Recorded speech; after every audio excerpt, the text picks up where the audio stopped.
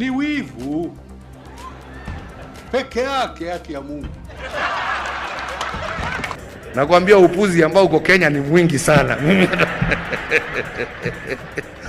Ati utafanywa DNA. Na sasa DNA ni yako na watu yako nyumbani. Hiyo. This particular stage we are going to go thematic.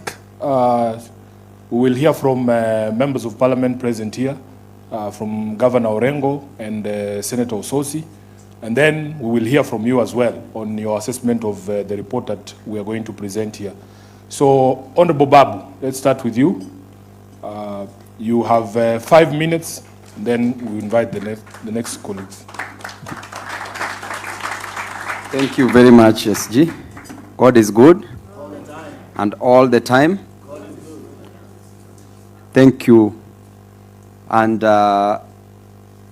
about the 10-point agenda that was purportedly released yesterday, I want to say that that was just a mere PR exercise. Everything that was released yesterday was all gibberish. It was all balderdash.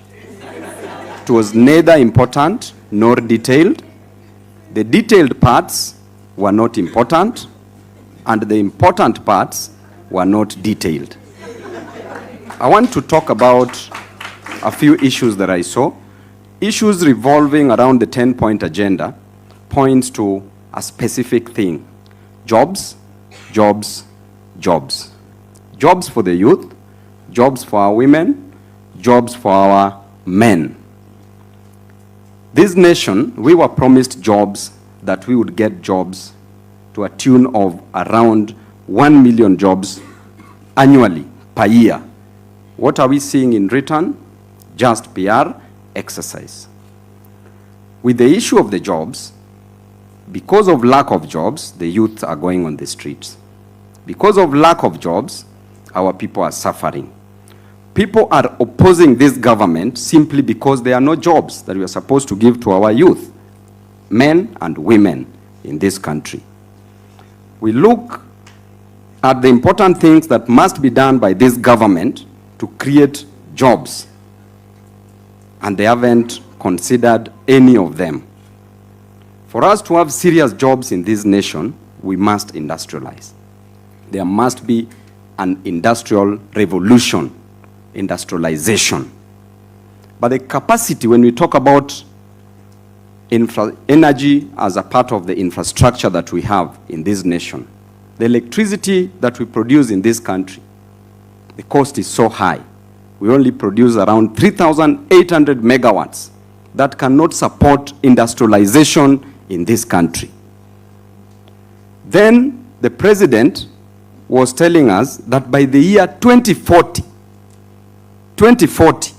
we should be producing only 2,000 megawatts of electricity by the use of nuclear reactants, nuclear energy.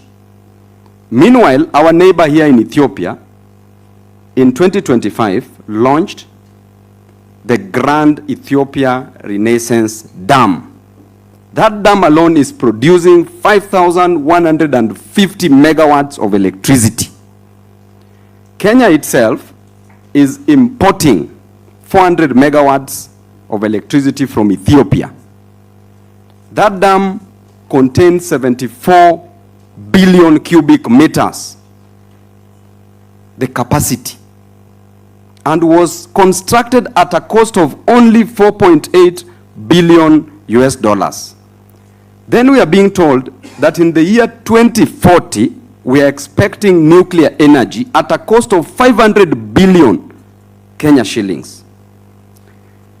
The cost, the housing that we are doing, affordable housing, per year we are spending 120 billion Kenya shillings.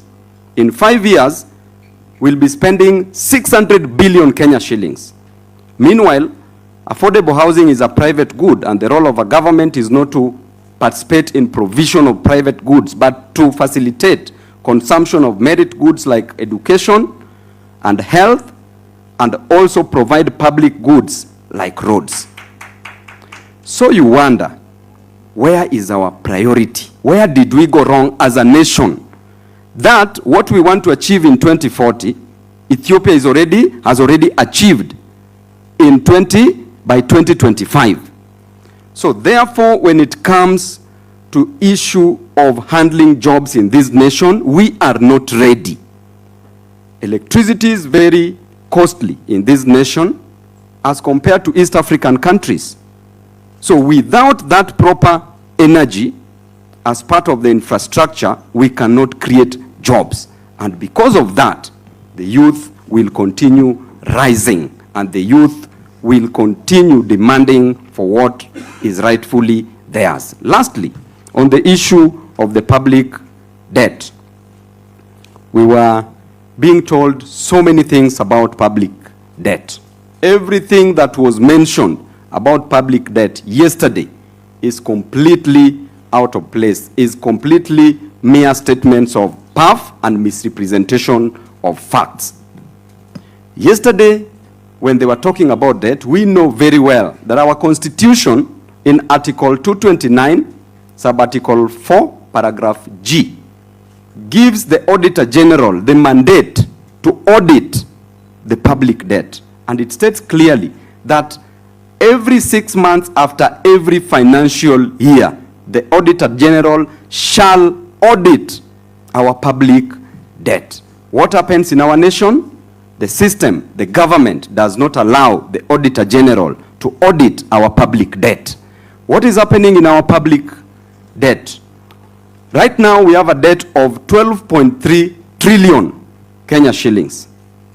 Out of that, 6.8 trillion is the domestic debt. Then 5.5 trillion is the foreign debt. Then every year we are paying 2.3 trillion as debt. The problem is not taking a debt. We all know all this from the economists who are here, that a debt is not a problem. But what you do with that debt is what is the problem. We borrow money for personal consumption. We borrow money for recurrent expenditure. We borrow money to loot as a nation. And the moment you loot that money, that debt becomes unproductive debt. The debt that we have is not productive. And therefore, we are not even creating jobs, because the moment we make the debt be productive, then we shall be creating jobs with that debt. A child born today in 2026 is born with a debt of 200,000 Kenya shillings, approximately. Therefore, where are we headed as a nation? Because we are still going to borrow more money just to waste. And therefore, my scorecard on a scale of 0 to 10, I want to say that the government has scored -1. Thank you. Thank you, Honorable Babu.